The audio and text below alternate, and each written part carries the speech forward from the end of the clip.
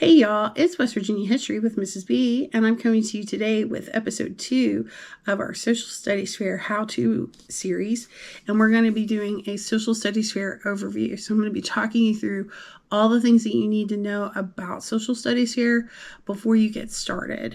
And so before I start with any specifics, your resource that you should use is wvssfair.com.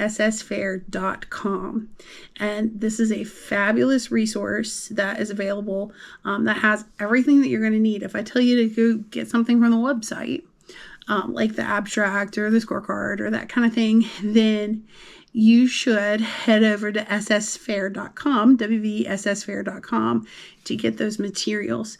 And so it's a great resource that's highly beneficial to you as we move forward. All right, so as we look at Social Studies Fair basics, the first thing you need to know is there are 3 divisions when it comes to Social Studies Fair. There's Division 1, which is for grades 3 through 5, so that's like your elementary fair. Then there's Division 2, which is for grades 6 through 8. That's your middle school fair. And then there's Division 3, which is for grades 9 through 12. And so that's your high school fair.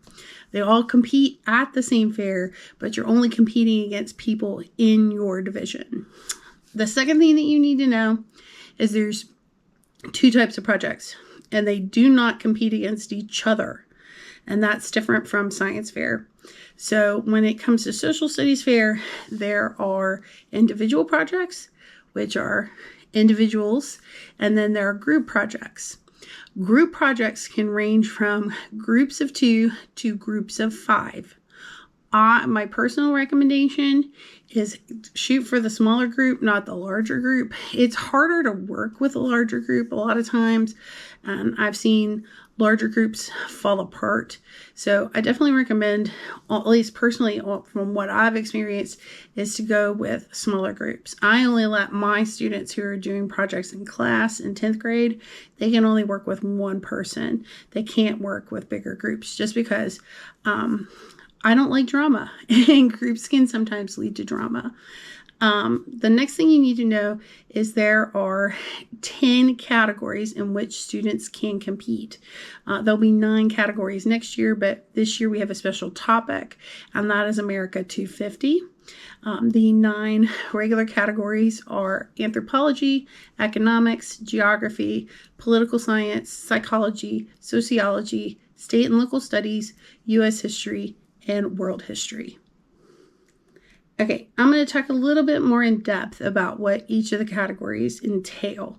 So America 250 is a special topic for this year, and it has to do with anything to do with like the revolutionary and founding periods of American history.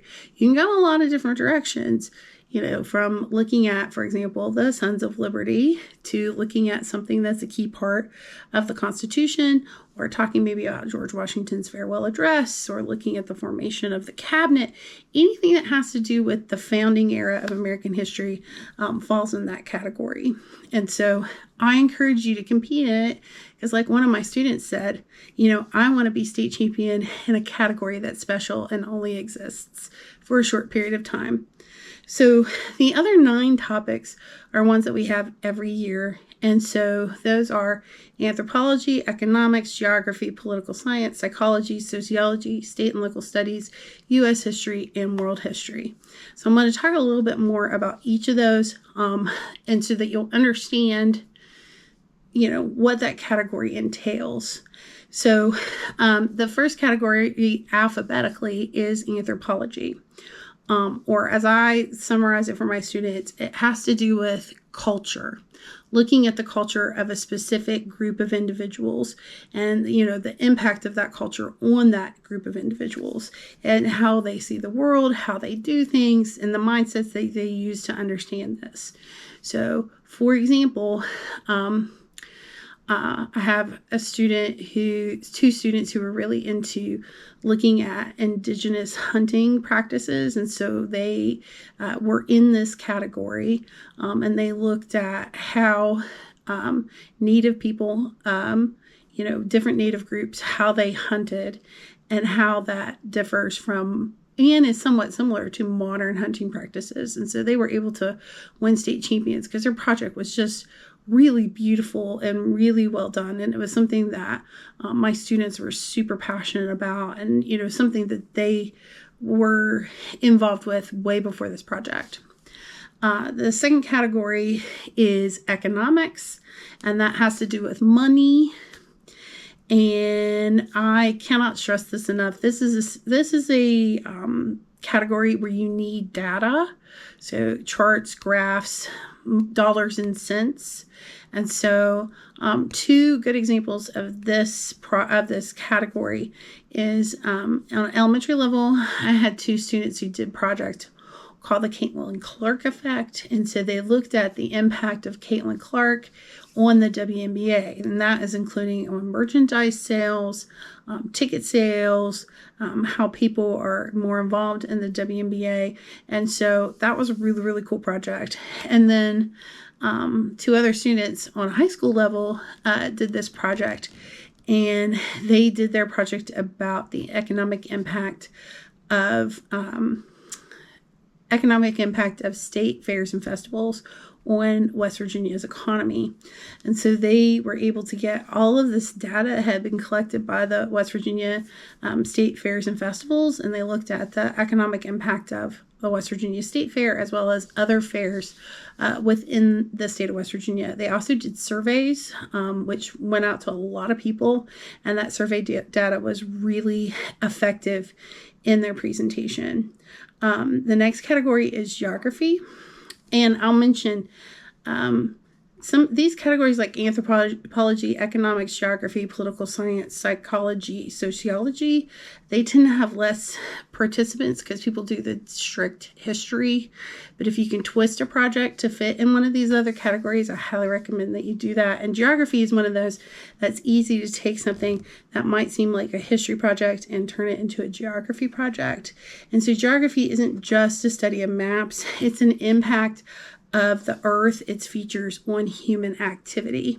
So, I always keep thinking like oil and gas would be a great geography project. Coal mining is a great geography project. But anytime our environment impacts people, that can be a geography project. If you pull in those geography terms and ideas, which it's pretty easy to find, like geography basics online that can help you turn a project into a geography project. The next category is political science. And this is like government and the law and looking at the impact of government on people. And so you can take something that might seem like a history project and turn it into a political science project by looking at it through a political science lens, through the lens of government. The next category is psychology, which is the study of human behavior, but oftentimes this turns into the serial killer category at the social studies fair. But there's more that you can do with psychology than just look at serial killers.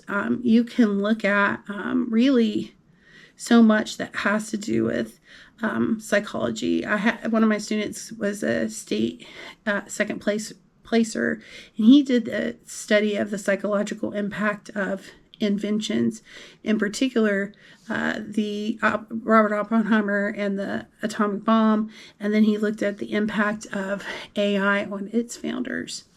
The next category is sociology, and this is all the study of group behavior.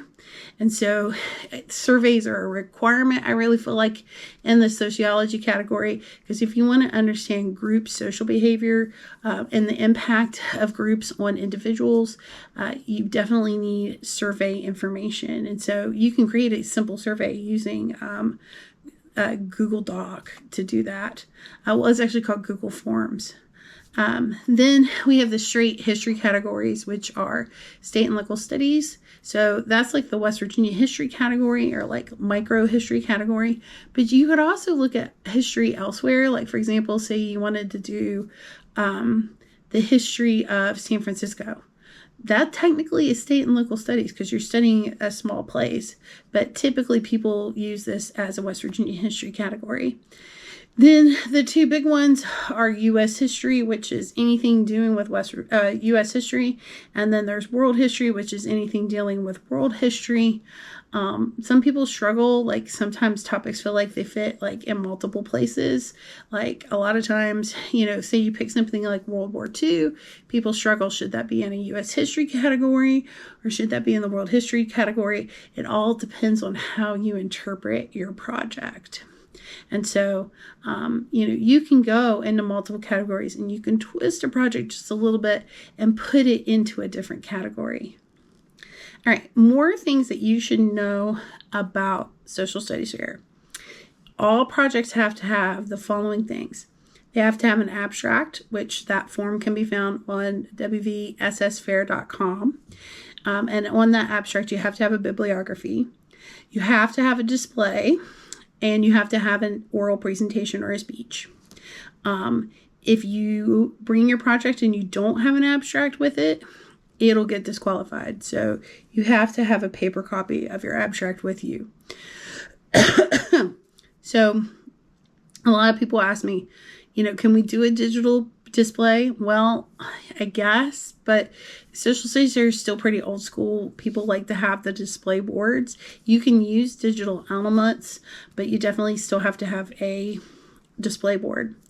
All of your projects should be your work. You can ask your teacher, your parents for help with editing, but it should be student driven and created. Also, I want to address the elephant in the room here.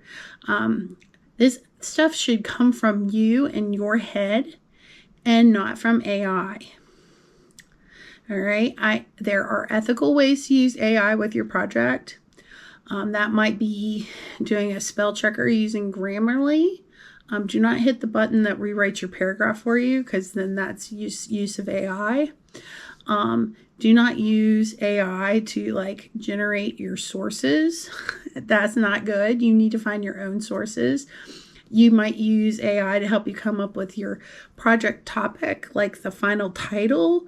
But really, we want to see work that is your work. And I will tell you, it is very frustrating to go to upper level fairs, like say a regional fair or a state fair, and to see a project that is, it's obviously AI generated. You need to, for this, we're going to go old school. You need to use your noggin and your research skills. That's the whole point of doing this. And I don't want to know what Google thinks or what ChatGPT thinks. Social studies here, we want to know what you think. Then that's really key. Abstracts can only be the questions before the bibliography. They can only be 3 pages long. So you have to limit what you write. You can't write a 20-page abstract. You can only have 3 pages. And you need to use Arial 11 narrow single space on your abstract so that it matches the font of the questions. And so you can get a lot on an abstract in those 3 pages if you follow the fonts. Bibliographies must be in MLA or APA format. APA is typically used for psychology, sociology, those kind of things. I do recommend using AI to help as a citation generator so you can make sure that you get it right. An example would be using something like Son of Citation or bibguru.com. That is, in my opinion, it's okay. I would definitely learn how to write a bibliography. The Purdue OWL, which is from Purdue University, is my go-to. It has been my go-to since college for writing citations and how to do them correctly. And you're going to still need to have that access. And they have pages both for MLA format as well as APA format. So don't just depend on a citation generator. Purdue OWL is super helpful. And you need to make sure, for all the things that you do, say you do a bunch of interviews, you need to make sure you know how to write a citation for an interview. And it may be easier for you once you get the formatting down, to use, just that format instead of like putting in a citation generator. Important to note as well when it comes to bibliographies, make sure you do not center them, that you follow the bibliography format, and that you have the correct spacing in between each citation. Other things that you need to know is that your speech can be no longer than 5 minutes for individual projects and no longer than 10 minutes for group presentations. Now, judges are not going to stop you if you go over typically, but they are going to write on your card that you did go over, and they may take points off for going over. Okay, the next thing you need to know is that you're not guaranteed to get a blue ribbon with Social Studies Fair. There is a judge's score sheet, which we're going to look at later, but you have to score at least a 90 out of 100 to get that blue ribbon. And to get that blue ribbon, you have to be the blue ribbon winner to move forward, okay? So there does not have to be a winner in the category. And I have seen times that there have been no person wins. And so nobody moves forward in that category. So, or you could have like 4 or 5 people get a 90 or above. And so you might have someone that gets a 99, that's your blue ribbon winner. A 98 gets the red ribbon, and then the 97 gets the white ribbon. So only the top project, the one blue ribbon winner, moves forward. And so that's really important. There also is the opportunity to give out honorable mentions. Say there are like 10 or 11 really good projects in a category, a judge can choose to give out an honorable mention as well. But only that blue ribbon top prize winning project moves forward. And speaking of which, there's school level fairs, there's county level fairs, regional fairs, and state fairs. So if you've made it to the state fair, you have won your school fair, your county fair, your regional fair, and now you're at the state fair. And the competition can be very fierce at all levels of competition. So for example, at my school fair, I had 12 projects in state and local studies group, and they were really good. And I had jokingly said, well, whoever wins this thing is going to end up winning the state. And they did, but that was because it was so hyper competitive, and it was the students from my dual enrollment college class who had projects in that category. So important to note, there's a winner that moves forward, like so you're looking at anthropology in Division 1. So there'll be a Anthropology Division 1 individual winner and a Division 1 Anthropology group winner. So there can be up to, this year, 20 winners in each division that move on. So like if you're a really active county, you could have up to 60 projects moving on to regional fair. You could have, like at our high school fair, we could have 20 projects move on to the county fair. So that's why it's really important to have students competing in all the projects and all the categories. I learned this, and I think this is important to note too. Abstracts are worth the most points. And I think sometimes people forget this. They might get upset because they might say someone has a better display than someone else did. But if you look at the scorecard, abstracts are worth the most points at 40 points. Then the speeches are worth 35 and the displays are worth 25. And so if you really bring it and your abstract is perfect, your speech is perfect, you can beat someone who has a flashier, board, because boards are worth the least amount. So when we look at timing for these fairs, this is over the winter and into the spring. Typically, school fairs are in January, first part of February. County fairs are in February. Regional fairs are in March, and the state fair is always sometime in April. So back to the abstracts, what I meant to tell you is when there is a tie, you can't have a tie, and typically judges go and compare abstracts. And so whatever abstract is better, that's the one that wins in the tiebreaker. You should make sure when you are doing this project that you use the scorecard to drive everything that you do with your project. If you want to make sure you get all the points you can get, use that judge's rubric. Keep it close at hand so you can make sure you're doing all the things that you need to do to get full credit. The last thing that I'll mention before I end this, overview video is that Social Studies Fair coordinators, whoever's coordinating the fair, has the final say in all decisions. So there might be an appeal, but the coordinator has the final say when it comes to what happens at a fair. So if you have an issue, you can file a complaint. But that coordinator has the final say. So you may have someone in, say, like a school fair or a county fair, you might have an issue and tell someone at the board office, but the coordinator is the one that addresses that. So I hope that I've done a really good job of giving an overview. There's so much you need to know. And if you go on wvssfair.com, you can read the rules. They're like Rule 1, Rule 40, Rule 50.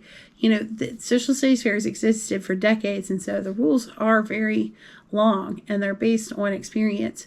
So if you want to dive more into the rules and what you need to do, definitely visit wvssfair.com. But I wanted to give you a basic overview of what you need to know before you start the project process yourself. So thanks for watching episode 2, Social Studies Fair Overview. And our next episode is going to look at how to pick the perfect Social Studies Fair topic. Thanks so much for tuning in, and we hope to see you soon.